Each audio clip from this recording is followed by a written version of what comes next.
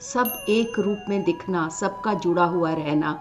जब भी हमारा शरीर और मन इस अनंत शून्यता के आगे अपने आप को समर्पित करता है, इस प्रकार का अनुभव हमें प्राप्त होता है। हमारी आत्मा और शरीर हमारे इस अनंत शून्यता के सामने अपने आप को समर्पण करता है, तब हमें ऐसा अनुभव प्राप्त होता है। ब्रह्मानंदम।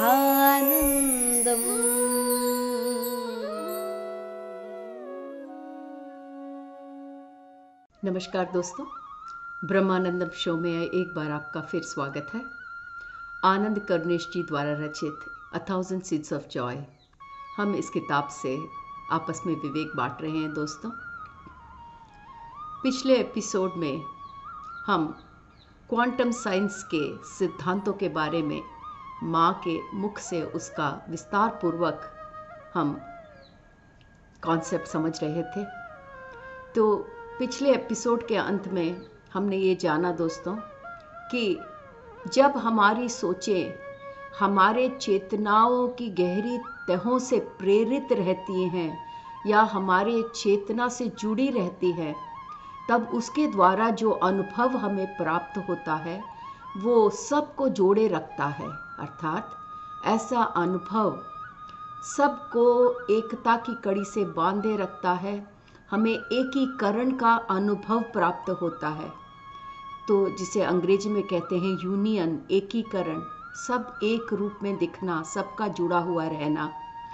ऐसा अनुभव हमें हमारे सोचों की वजह से नहीं, बल्कि इसीलिए होता है कि जब भी हमारा शरीर और मन इस अनंत शून्यता के आगे अपने आप को समर्पित करता है, इस प्रकार का अनुभव हमें प्राप्त होता है। और हमारा मन और शरीर, हमारी आत्मा और शरीर हमारे इस अनंत शून्यता के सामने अपने आप को समर्पण करता है, तब हमें ऐसा अनुभव प्राप्त होता है।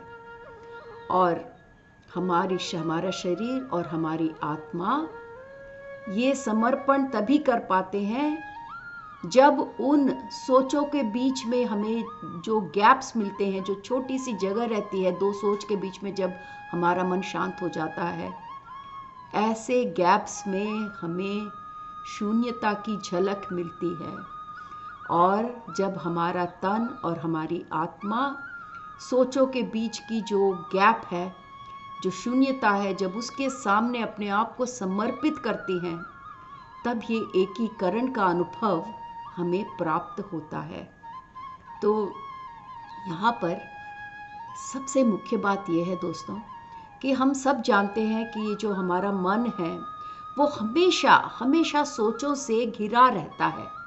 हमेशा कोई ना कोई सोच, ऐसा हमें लगता है कि कभी भी क्या हमारा मन एक मिनट के लिए शांत रह सकता है। पर अगर हम गौर से देखें दोस्तों, दो सोचों के बीच में अवश्य गैप रहता है, भले ही वो कितना भी छोटा क्यों ना हो। और ये गैप में ही हमें उस अनंत शून्यता की झलक मिलती है। और ऐसे गैपों का उपयोग हमें हमेशा करना होगा, ध्यान में ही नहीं दोस्तों।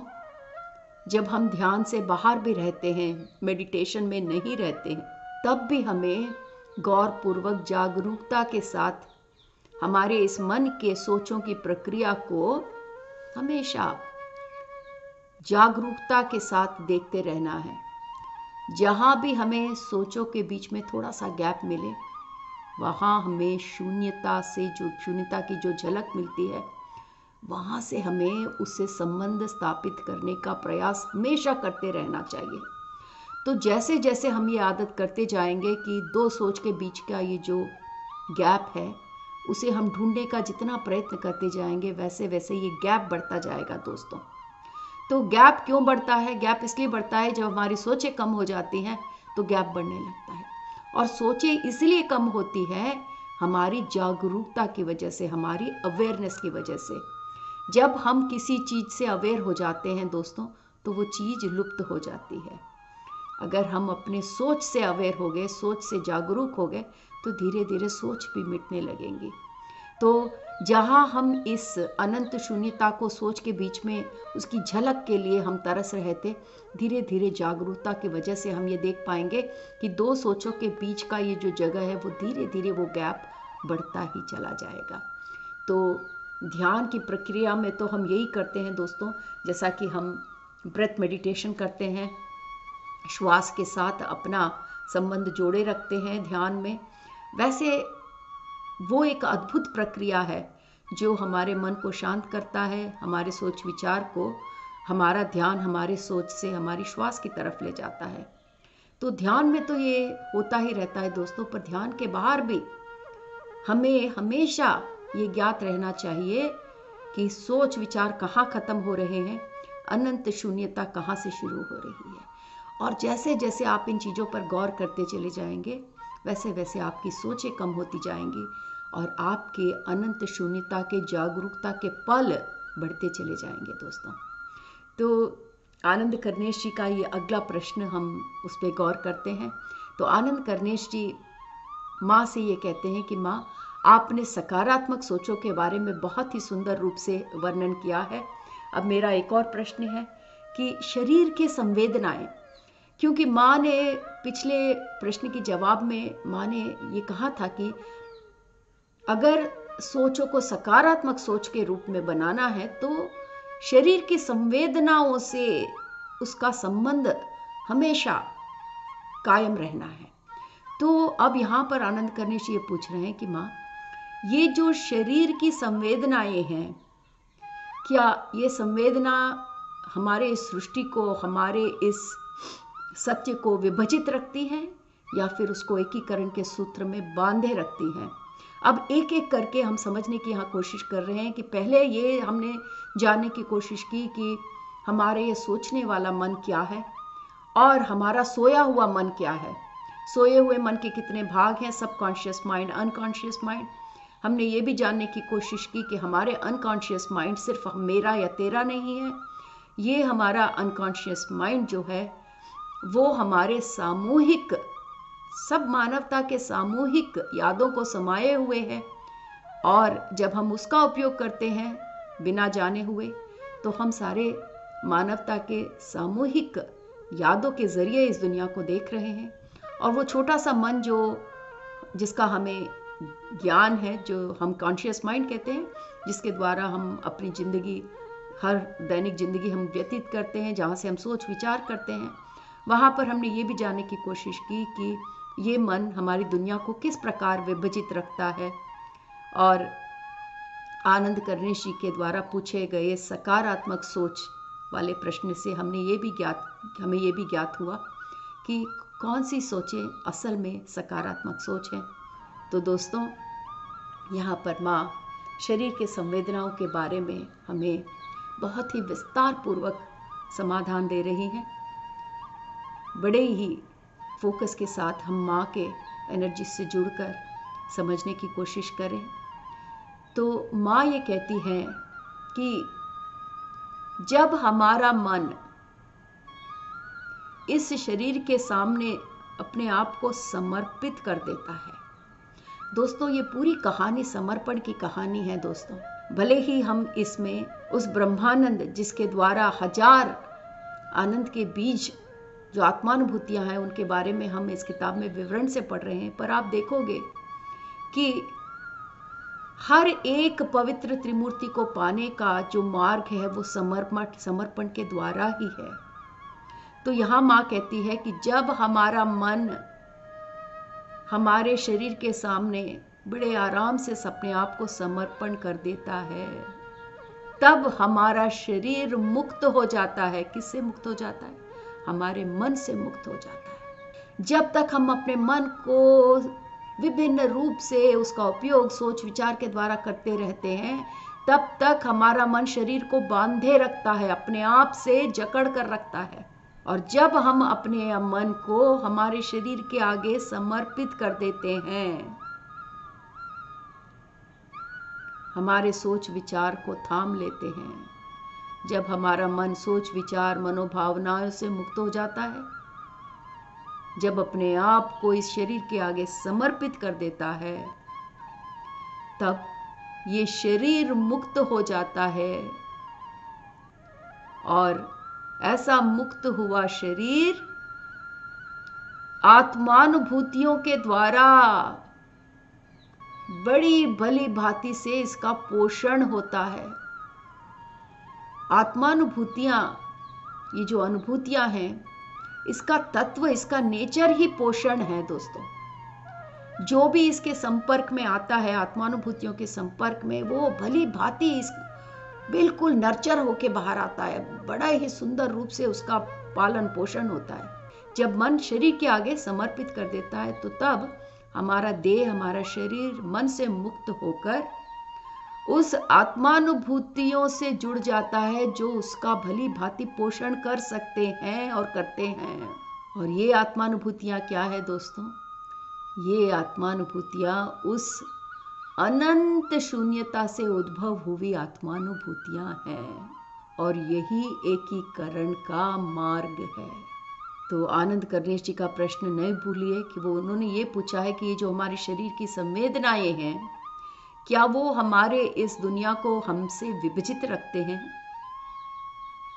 या हम इन शरीर की संवेदनाओं के द्वारा सबको एकीकरण के सूत्र में बांध सकते हैं? इस प्रश्न का जवाब माँ हमें स्टेप बाय स्टेप दे रही हैं। तो पहले माँ कहती हैं कि पहले अपने मन को खाली करो, पहले मन को अपने शरीर के आगे समर्पित करो। जब तक आपका मन भरा रहेगा, आपके शरीर के आगे वो समर्पित नहीं रहेगा। पहले मन का उपयोग करना थोड़ी देर के लिए छोड़ दो, तो मन अपने आप समर्पण कर लेगा अपने आप को शरीर के आगे। और ऐसा जब हुआ तो आपका शरीर मन से मुक्त हो जाएगा और उन आत्मानुभूतियों के सामने जो उस अनंत शून्यता से उद्भव हुए हैं, उसकी उपस्थिति में उनका पोषण बड़े ही सुंदर रूप से होगा, जो एकीकरण के मार्ग में आपको आगे लेकर जाएगा। माँ इस बात को और समझाती हुई हमें आगे ले जाती हैं कि जब तक आपका मन आपके शरीर के ऊपर हावी रहता है, शरीर को कंट्रोल करे रखता है, किस प्रकार? अपने सोच विचार के कारण, मनोभावनाओं के कारण, अहम के कारण, किसी भी चीज के कारण, जब तक हमारा मन हमारे शरीर को बांध कर रखता है, तो ऐसा मन हमारे शरीर और आत्मा के बीच में एक दीवार के रूप में खड़ा रहता है। और इसी के कारण हमें हमारी सारी दुनिया विभाजित रूप से दिखती है। वो अलग है, मैं अलग हूँ, वो बड़ा है, मैं छोटा हूँ। ये सारी चीजें अलग अलग इसलिए दिखती हैं क्योंकि हमारे मन ने हमारे शरीर पर काबू कर लिया है। जब तक हमारा मन हमारे शरीर पर काबू करता है, तब तक हमारा मन हमारे शरीर और आत्मा के बीच में एक दरार बन के खड़ा हो जाता है। और यही हमारे इस मानवता में होते हुए विभाजन का कारण है। और जब दूसरी तरह जब हमारा मन खाली होकर इस शरीर के आगे अपने आप को समर्पित करता है, तब चमत्कार, बड़े बड़े चमत्कार होने लगते हैं। और वो चमत्कार कहाँ से शुरू होते हैं? हमारा शरीर आत्मानुभूतियां एवं उस शून्यता के लोकों से गुजरने लगता है। तब तक हमारा शरीर आत्मा और शून्यता से बिल्कुल अनभिज्ञ, अनअवेयर रहता है दोस्तों, क्योंकि बीच में एक दरार पड़ गई है, हमारे मन की दरार।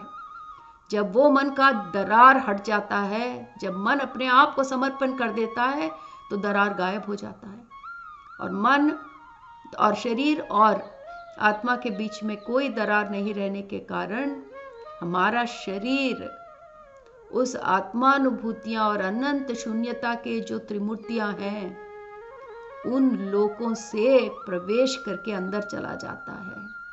और जब वो शून्यता और इस आत्मानुभूतियों के लोक में, उनकी दुनिया में प्रवेश करता है, तो जब भी शरीर इन दुनियाओं में प्रवेश करता है और उस अनंत स्पेस को, जो शून्यता की जो अनंत जगह है, वहां से जब वो अनुभव करने लगता है तो वो शरीर अपने आप को अलग नहीं पाता, बल्कि सारे शरीर, सब शरीरों से अपने आप को जुड़ा हुआ देख सकता है, सबको एक रूप में देख सकता है। वहां पर आपका शरीर, मेरा शरीर अलग अलग नहीं है, सब शरीर एक ही रूप में दिखते हैं। तो ये एकीकरण के सूत्र का पहला और मुख्य स्टेप जो है वो है मन का शरीर के आगे समर्पण करना। जब ये समर्पण हो जाता है तो वो दरार जो हमारे सोच विचार वाला मन उत्पन्न करता है वो गायब हो जाता है दोस्तों, और हमारा शरीर उस आत्मानुभूतियां और अनंत शून्यता के लोकों में प्रवेश करके ये देखता है कि वो सबसे जुड़ा हुआ है, कोई विभाजन नहीं है। इसे ही क्वांटम साइंस कहते हैं दोस्तों। ये जो क्वांटम साइंस समझाने के लिए इतनी किताबें आजकल लिखी जा रही हैं वो यही है। ये जो जागरूकता है, ये जो ज्ञान है क्वांटम अवेयरनेस का, वो यही है।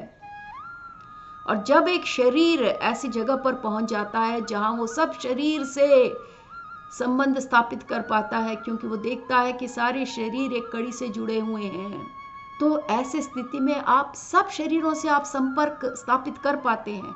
तो इसे ही क्वांटम अवेयरनेस का क्षेत्र कहते हैं दोस्तों, क्वांटम जागरूकता का क्षेत्र कहते हैं। और जब हीलर होते हैं जो दूसरों को ठीक करते हैं ऊर्जा से, तो ये हीलर्स इसी जगह से काम करते हैं, क्योंकि जब आप इस क्वांटम अवेयरनेस के स्पेस में रहते हैं तो आपको अपना शरीर, हर एक शरीर से कनेक्टेड महसूस होता है, सबसे आप जुड़े रहते हैं। तो आप अपने घर बैठे भी किसी भी शरीर को आप हील कर सकते हैं, क्योंकि आप सब शरीरों से जुड़े हुए रहते हैं। इसीलिए जो हीलर्स होते हैं दोस्तों, वो ये ऐसी जगह में प्रवेश करके यहाँ से ऐसे जगह से दूसरे शरीर को हील करने का प्रयत्न करते हैं। तो कई बार आप लोग के मन में ये प्रश्न उठता है कि हीलर्स कहीं पे कोई अलग जगह पे रहते हैं, जो रोगग्रस्त हैं वो दूर पे रहते हैं, तो इतने दूर से वो कैसे हील कर पाते हैं? फिर हम सोचते हैं कि शायद उनके पास कोई चमत्कार मंत्र तंत्र होंगे। और चमत्कार यही है दोस्तों कि जो हीलर होता है वो अपने मन को अपने शरीर के आगे समर्पण कर देता है, और जब मन शरीर के आगे समर्पित हो जाता है तब वो इस अनंत शून्यता और आत्मानुभूतियों से भरे हुए लोकों में प्रवेश करके अपने आप को हर एक शरीर से जुड़ा हुआ देख पाता है। और ऐसे क्वांटम जागरूकता के क्षेत्र से कोई भी हीलिंग संभव है दोस्तों। इतने सुंदर रूप से हमें ये एकता और एकीकरण और एकत्व के तत्व के बारे में माँ ने समझाया, जो क्वांटम साइंस, क्वांटम अवेयरनेस का पहला सूत्र है। माँ ये कहती है कि हम मन के बारे में इतना कुछ कह रहे हैं, हम ये कह रहे हैं कि मन अपने सोच विचार के कारण सबको विभाजित रखता है। जब हम मन को खाली कर पाते हैं तब हम चमत्कार देखते हैं। जब हम मन को खाली कर पाते हैं तब हमारा मन शरीर के सामने अपने आप को समर्पित कर देता है। जब हम मन को खाली कर पाते हैं तब वो दरार जो हमारे शरीर और आत्मा के बीच में खड़ी है वो अदृश्य हो जाती है। जब हम ये सब कहते रहते हैं तो लगता है कि ये मन ही हमारे सारे फसाद की जड़ है। मन का तो कोई हमारे जिंदगी में उसकी जगह ही नहीं है। ये हमारे जिंदगी को नरक बनाए हुए है। तो मन से एक प्रकार की शत्रुता हमें पैदा होने लगती है। पर ये इस गलतफहमी को निकालने के लिए माँ आगे बढ़ते हुए ये कह रही है, मन की ज़रूरत आपको है। अगर भौतिक रूप से आपको अपनी ज़िंदगी आगे रखनी है या कायम रखनी है तो हर एक दिन गुजारने के लिए आपको मन का उपयोग तो करना होगा। दैनिक रूप से इस भौतिक ज़िंदगी में आगे बढ़ने के लिए, इस भौतिक ज़िंदगी को बिताने के लिए मन की ज़रूरत हमें है दोस्तों। पर माँ कहती है ये ज्ञात रखे कि इसका उपयोग ही हमें करना है। जब भी हमें इसकी ज़रूरत है इसका उपयोग करना है, जो सोच विचार करना है उसे करके मन को बगल में रख देना है। पर हम क्या कर रहे हैं दोस्तों, हमें इस सोच विचार वाले मन की आदत पड़ गई है। इसके बिना हम जिंदगी जी नहीं पा रहे हैं। जैसा कहते हैं ना, एडिक्शन, व्यसन, मन हमारा व्यसन हो गया है दोस्तों। हम ये भी नहीं समझ सकते कि मन को हम शांत रख के, मन को हम बिना प्रयोग करे भी जिंदगी जी सकते हैं। हम मर नहीं जाएंगे। बिना मन के उपयोग के कोई मरता नहीं है दोस्तों। इनफैक्ट असल में जब मन थोड़ी देर के लिए भी मर जाता है, तब हम सही मायने में जीना शुरू करते हैं। पर ये कहते हुए माँ ये हमें याद दिला रही है कि मन की ज़रूरत, ये सोच विचार वाले मन की ज़रूरत हमें है।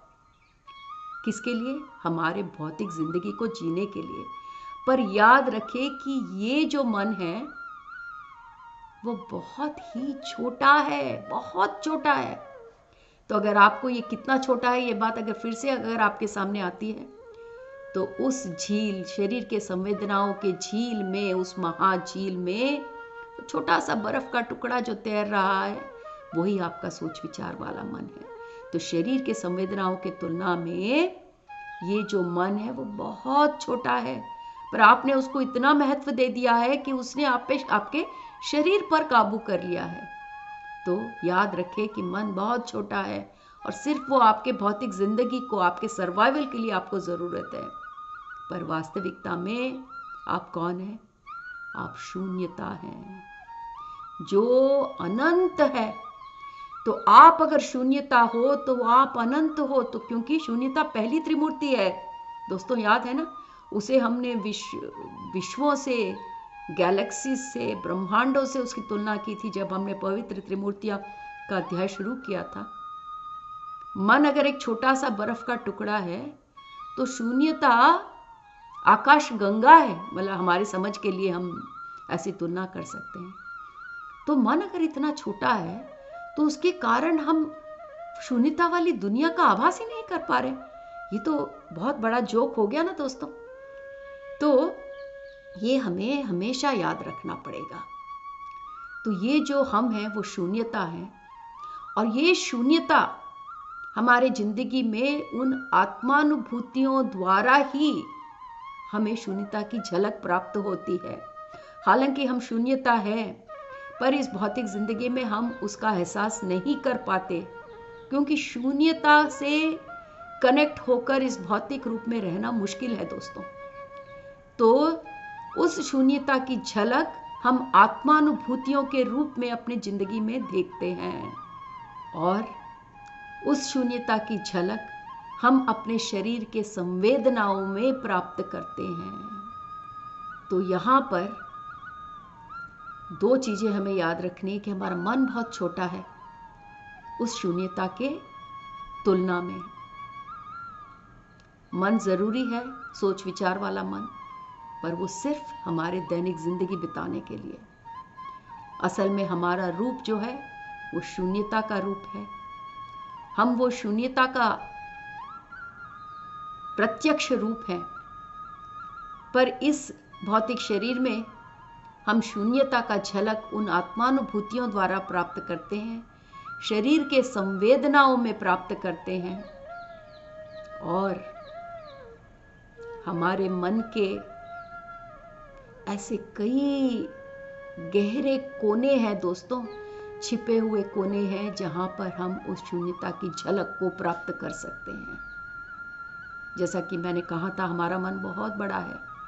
सिर्फ वो सोच विचार वाला मन ही नहीं है, सबकॉन्शियस माइंड, अनकॉन्शियस माइंड, ऐसे जो परतें हैं हमारे मन की जिसका हमें ज्ञात भी नहीं है, उसके गहराइयों में भी शून्यता छुपी हुई है दोस्तों।